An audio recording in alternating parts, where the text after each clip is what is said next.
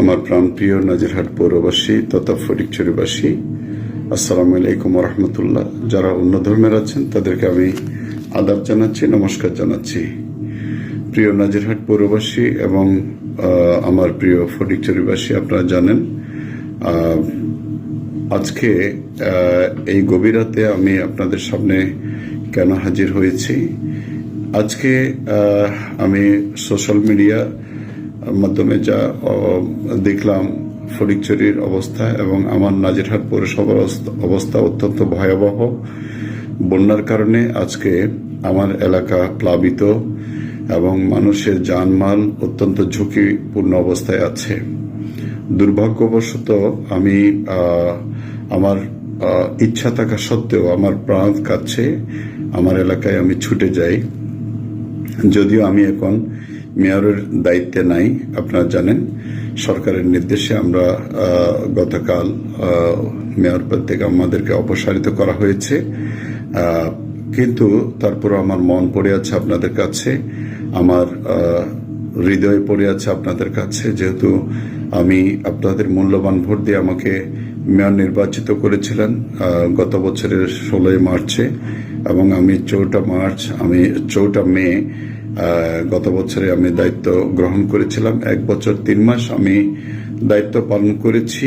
আমি জানি না কতটুকু আপনাদের জন্য করতে পেরেছি এবং চেষ্টা করেছি। আমি অসুস্থ অবস্থায় আমি আপনাদের মধ্যে ছুটে গিয়েছি, আমি ঢাকা দৌড়াদৌড়ি করেছি এই নাজিরহাট পৌরসভার জন্য, যাতে আমার যে এলাকার আমার প্রাণপ্রিয় জনগণের আশা আকাঙ্ক্ষা পূরণ করার জন্য আপ্রাণ চেষ্টা করে গেছি। কিন্তু রাজনৈতিক পট পরিবর্তনের কারণে আজকে যে পরিস্থিতি বিরাজ করছে, সে কারণে আমার ইচ্ছে করছে আমার এই মুহূর্তে আমি আপনাদের মাঝে ছুটে যাই, কিন্তু রাজনৈতিক পরিস্থিতির কারণে আমি যেতে পারছি না বলে আমি আন্তরিকভাবে দুঃখ প্রকাশ করছি।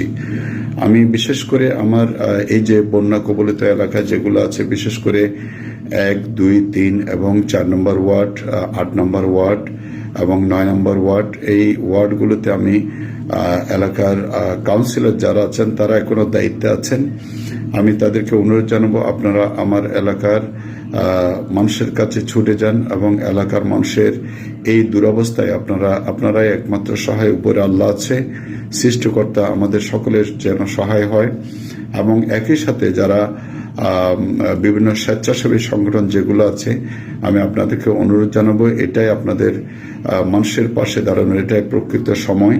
আপনারা আপনাদের দায়িত্ববোধ থেকে আমি প্রত্যাশা করব এবং অনুরোধ করব আপনাদেরকে, আপনারা মানুষের পাশে দাঁড়ান। আমি জানি না আজকে সারা রাত যদি বৃষ্টি হয়, কালকের পরিস্থিতি আরো ভয়াবহ হতে পারে। তো আজকে এই গভীর রাতে আমি আপনাদের শরণাপন্ন হয়েছি, শুধুমাত্র আমার এলাকার মানুষের পাশে দাঁড়ান। আর যদি পরিস্থিতি স্বাভাবিক থাকতো আমি এই মুহূর্তে ছুটে যেতাম। তো আমি দুর্ভাগ্য, আমার এই অবস্থায় যাওয়া সম্ভব হচ্ছে না। আমি সর্বোপরি আপনাদেরকে অনুরোধ জানাবো, আমি জানি না আমি 1 বছর 3 মাস দায়িত্ব পালনকালে আমি কতটুকু আপনাদের জন্য করতে পেরেছি, তবে এটা সত্য আমি চেষ্টা করেছি এবং যতটুকু মানুষের মুখে শুনেছি, দলমত নির্বিশেষে সবাই আমার কাজের প্রশংসা করছে এবং করে যাচ্ছে। সেই জন্য আমি আমার পৌরবাসীর কাছে তথা ফটিকছড়িবাসীর কাছে আমি কৃতজ্ঞতা জানাচ্ছি। আমি পরবর্তীতে আপনাদের সামনে আবারও হাজির হব। আপাতত আমি বিশেষ কিছু না বলে আমি এইটুকু বলবো, আপনারা যে যেখানে আছেন, যে অবস্থায় আছেন এবং জনপ্রতিনিধি যারা বর্তমানেও দায়িত্ব আছেন, আমি সকলকে অনুরোধ জানাবো, বন্যা কবলিত মানুষের পাশে দাঁড়ান, মানুষকে বাঁচান, মানুষের সাহায্যে এগিয়ে আসুন এবং এই অবস্থা যেন আল্লাহ আমাদেরকে উত্তরণ করার সুযোগ দেয় এবং আল্লাহ যেন আমাদেরকে দয়া করেন, সৃষ্টিকর্তা যেন আমাদেরকে রহমত করেন, সেই প্রার্থনায় আমি আজকের দিনে করব। তো আমি বিশেষ কিছু না বলে আপনাদের সকলকে ধন্যবাদ জানিয়ে এবং আমার জন্য আপনারা যে যতটুকু করেছেন সেই জন্য আপনাদের প্রতি কৃতজ্ঞতা জানিয়ে আমার কথাগুলো শেষ করছি। আসসালামু আলাইকুম। আপনাদের সকলকে আবারও ধন্যবাদ। খোদা হাফেজ।